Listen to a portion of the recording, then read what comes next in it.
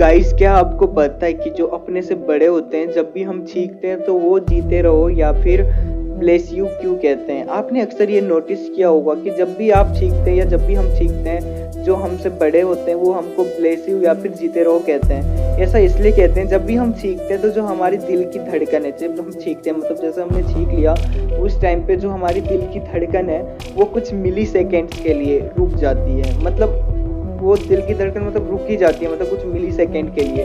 इसलिए अपने से बड़े लोग हमको जीते रहो कहते हैं। आपको ये जानकारी कैसी लगी? अगर अच्छी लगे तो वीडियो को लाइक करें, चैनल को सब्सक्राइब करें। मिलते हैं नेक्स्ट वीडियो में।